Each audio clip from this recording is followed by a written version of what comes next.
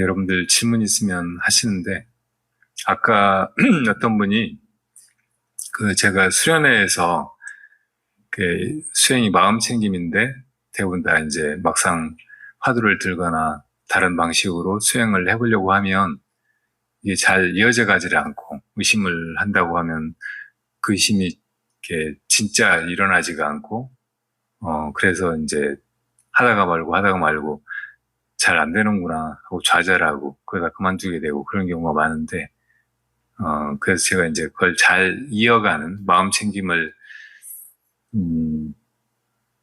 그래도 그 결과가 나타날 때까지, 꾸준히 이어가는 어떤 방편으로 세 가지를 말씀을 드렸는데, 그걸 이제 조금 소상히 듣고 싶어 하셔서 그 얘기를 간단히 먼저 말씀을 다시 드려볼게요. 부처님께서 이렇게 수행을 하는 거는, 결과가 나타날 때까지 해가야 되는 것이라고, 그걸 정진이라고 한다고 하셨어요. 그리고 그 결과의, 최종적인 것 아니어도 중간적인 뚜렷한, 효과는 이렇게 선정에 들게 되는 거예요. 그래서 선열을 느끼게 되는 거예요. 그러니까 마음 챙김을 시작해가지고 이렇게 해갈 때는 선정에 들어갈 때까지 혹은 선열을 느끼게 될 때까지 노력하는 자세가 필요해요. 이 마치 어떤 사람이 옛날에는 이제 자연에서 불을 일으키려고 할 때 나무에다가 풀석 같은 데다 대고 비벼서 불이 일어나게 했잖아요. 근데 그렇게 할 때 멈추지 않고 계속 이렇게 하다 보면 열이 점점 뜨거워져가지고 나중에 불이 일어난단 말이에요. 그게 틀림없는데 그걸 믿지 못하거나 하다가 중단해버리면은 그냥 다시 식어버린다고. 다시 해볼까 하고 다시 시작하면 처음부터 다시 하게 되잖아요. 그러다 또 힘들어서 아이고 못하겠네 하면 또 식어버리고 이렇게 하면 안 된다는 거예요. 불이 일어날 때까지 어쨌든 멈추지 않고 계속 비벼야 해요. 그래야 이제 선정에 들어간단 말이에요. 첫 번째 선정을 초선이라고 하는데 초선의 특징이 몰입이 저절로 이루어지는 거예요. 우리가 살다가 이제 아주 편안하고 내 존재감이 왜 내가 살지? 뭐 때문에 이런 걸 하지? 이런 회의가 들지 않고 그냥 아주 좋은 상태, 그런 상태가 사실은 초선의 상태예요. 뭐 게임을 하다가도 혹은 뭐 어린아이들이 막 놀이를 하고 막 그러다가도 막 마냥 좋잖아요. 그런 상태가 초선의 상태라고. 완전히 몰입이 된 상태. 그러니까 독서로 한 6분만 몰입해가지고 무슨 글을 읽어도 그걸로 스트레스가 해소된다고 했는데 그런 게 초선의 상태인 거예요. 완전히 몰입이 돼가지고 그것만 하고 있는 상태가 되는 거. 마음이 이제 여기저기로 방황하던 게 그쳐버리고 그냥 목적도 생각하지 않고 순수하게 그것만 하고 있는 상태가 되는 거. 그것만 해도 아주 좋은 거예요. 그럴 때 물어보면 너 행복하냐? 물어보면 다 그런 것 같다고 얘기를 한단 말이에요. 그리고 이제 그렇게 해가다 보면 이제 몰입하려고 했던 그 노력, 이런 것이 완전히 사라져버린 때가 온다고. 그게 그냥 이어져가는 상태가 와요. 그런 상태에서 이제 그 기쁨이 일어난다고. 아주 강렬한 기쁨. 우리가 실제로, 야, 너무 신난다. 너무 좋다. 이 엑스타시 상태다. 이렇게 느낄 수 있는 PT가 일어나는 거. 이것이 이선이에요. 그것만 해도 이제 들뜬 기쁨인데, 그것이 사라져 버렸을 때 이제 이 마음의 저변에 원래 있던 행복감이 너무나 아늑하고, 지속감이 있고, 더 이상 여한이 없다. 아무것도 더 바라지 않는다. 이런 상태가 온다고. 그게 이제 세 번째 선정의 수카예요. 뭐 이렇게 이제 선정에는 그런, 그동안 해온 노력의 결과가 오는 거예요. 다른 무슨, 뭘 얻었다든지, 뭘 느낀다든지, 그래서 어떤 대상을 통해서 유발된 그런 즐거움이 아니고, 그냥 자기 마음 속에 있던 원래의 즐거움, 기쁨, 이런 것이 그냥 드러나는 거란 말이에요. 그러니까 이것을 얻을 때까지 그걸 목표로 해서 이렇게 한동안 쭉 이어가는 노력이 필요해. 처음에는 뭐 우리가 해야 될 노력은 그것까지 뿐이에요. 그리고 그다음부터는 오히려 일어난 그 PT나 수카, 그런 이제 기쁨, 이런 것에 집착하지 않는 거예요. 그걸 놓아버릴 줄 아는 것이라고. 근데 그전에는 이제 조금 힘들거나 마음이 막 여기저기로 자기를 끌고 가려고 하거나 뭐가 방해를 하거나 그래도 그런 걸 물리치고 하기로 한 거, 그것만 쭉 해나가는 힘이 필요하단 말이에요. 그러니까 그렇게 해야 이제 결과를 얻게 되고 그 결과를 얻고 보면 이제 자연히 그렇게 하게 돼요. 더 깊이 들어갈 수 있게 되고. 그러니까 처음에 이제 집중을 해서 마음이 다른 데로 흐트러지지 않게, 그리고 또 자기 그 집중의 대상, 그걸 놓치지 않고, 잠에 빠지거나 멍해지지 않도록 그렇게 해가는 것이 꼭 필요하다는 말이에요. 그거를 이제 마음 챙김이라고 하는 거예요. 이제 이 마음 챙김이 그렇게 이루어지고, 그러면 이제 선정에 들고 수행의 결과 이런 걸 스스로 느끼게 된다는 것을 알았어도 이 마음이 이제 잘 안 챙겨진다는 게 수많은 이렇게 초심자들의 고충이거든요. 그래서 이제 아까 말한 방편들이 필요한 거예요. 부처님은 이제 주로 그 초기 불교 가르침에서 이렇게 수식관을 이야기하셨어요. 호흡이 항상 계속되고 있는 거고, 그래서 그 호흡을 대상으로 해가지고 그걸 관해가면 집중이 쉽다는 거예요. 그리고 그거를 이제 숫자를 세어가면서 하면 더 쉽다는 것이라고.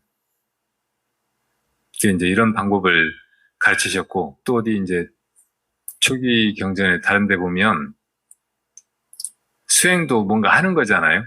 근데 내가 뭘 하려고 했어도 마음속에서 다른 업이 막 일어나가지고 다른 걸 막 하게 만들면 거기에 끌려가 버리는 거, 거기에 팔리는 거, 이것이 문제잖아요.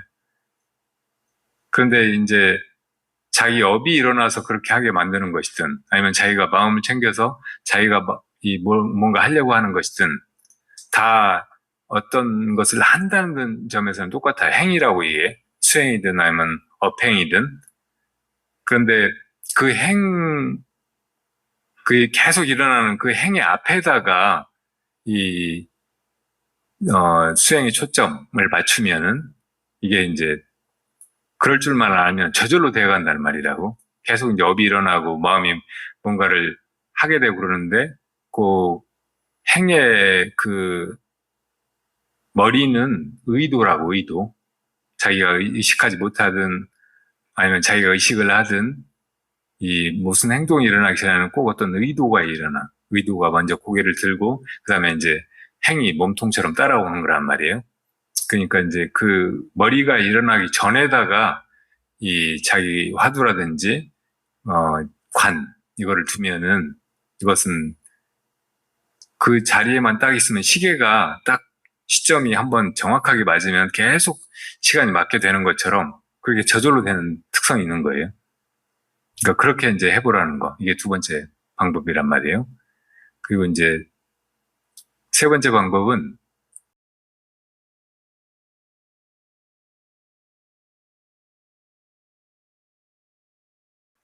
어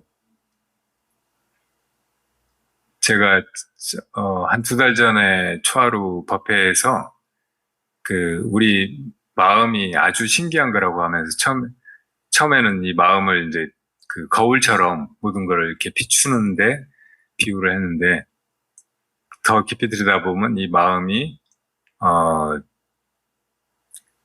카메라처럼 이것들을 다 찍고 있기도 하고, 그리고 또 어떤 데는 이걸 상영을 하는 영상기처럼 이 모든 걸 다 드러내기도 하고 그런다고 했잖아요. 근데 이제 이 시간 속에서 언제나 그렇게 이어져 가는 것은 기억에 관계된 거고, 이걸 다 찍고 있다는 거, 이 특성인 거예요. 그래서 이제 이 마음 챙김도 쭉 이어져 가야 되는데, 이렇게 뭘 하고 있는 데다 하는 것도 방법이지만 이것을 다 지금 이 순간에도 우리가 찍고 있잖아요. 마음속으로.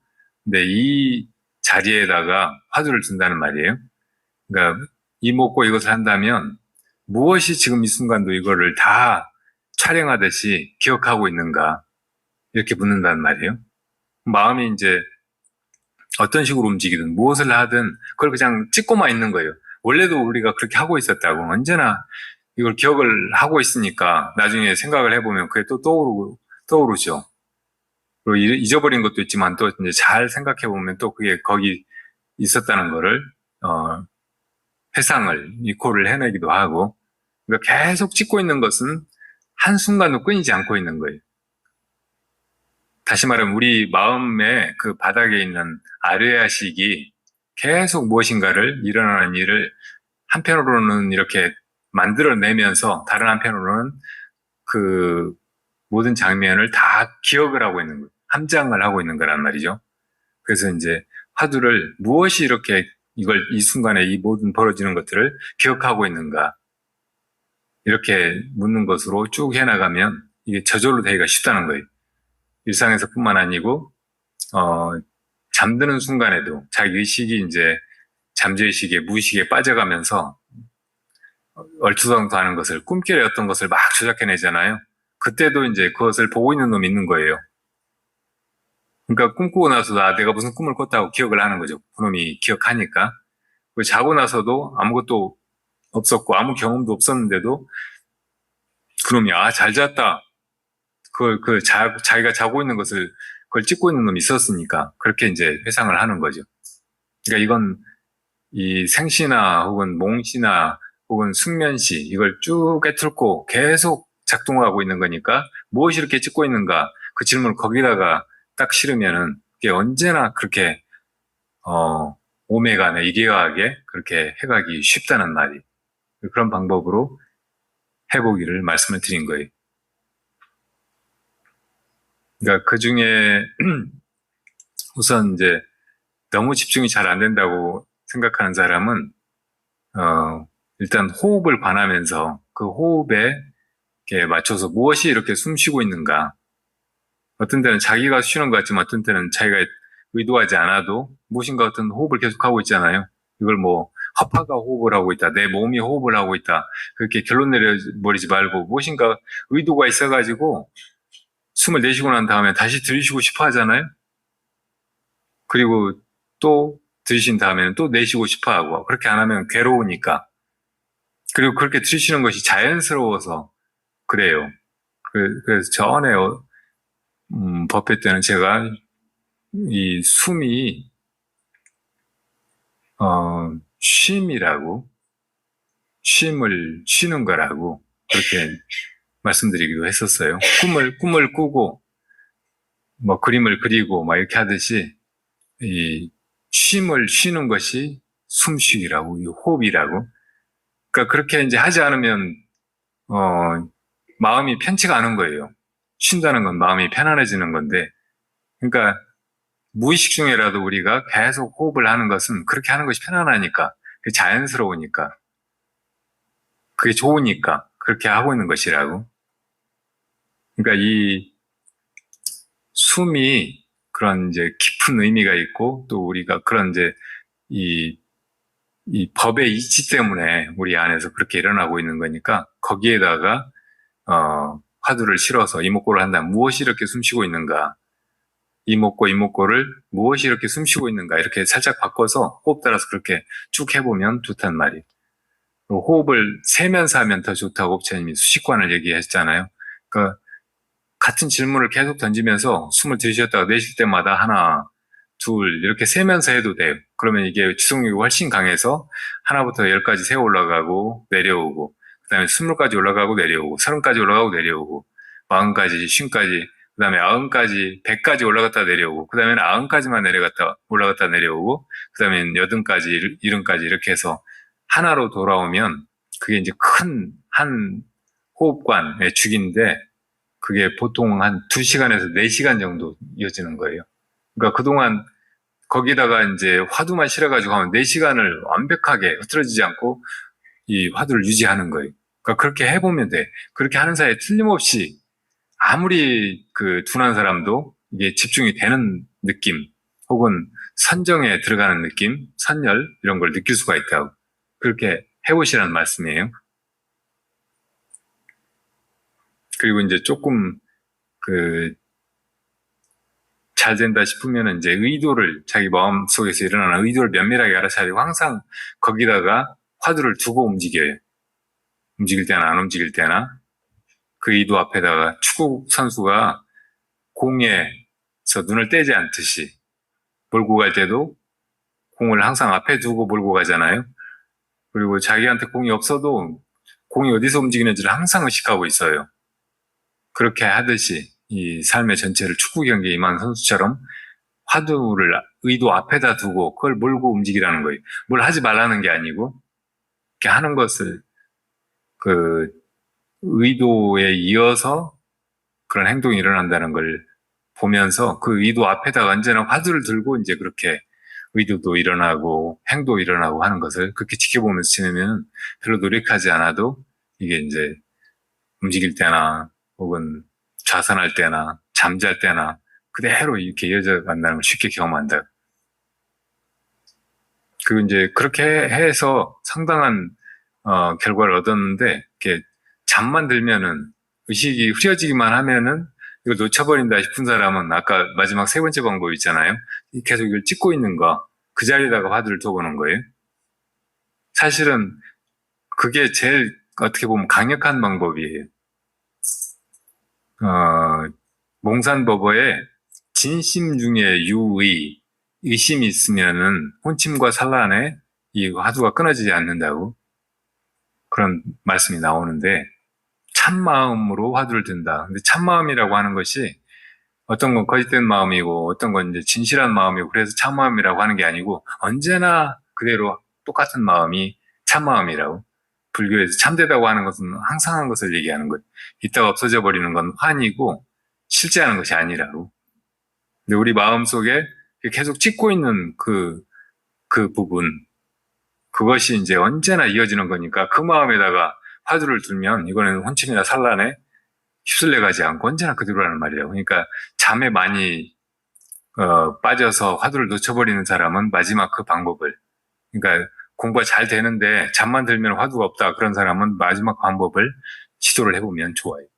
대충 그런 식으로 적용을 해보면 좋습니다. 근데 사람마다 조금씩 다를 수 있으니까 지금 처지가 다를 수도 있고 그러니까 세 방법을 이렇게 처음에 시도를 해보다가 그중에 자기한테 지금 잘 맞는 거, 효과가 있는 거 그거를 한동안 해가시면 돼요.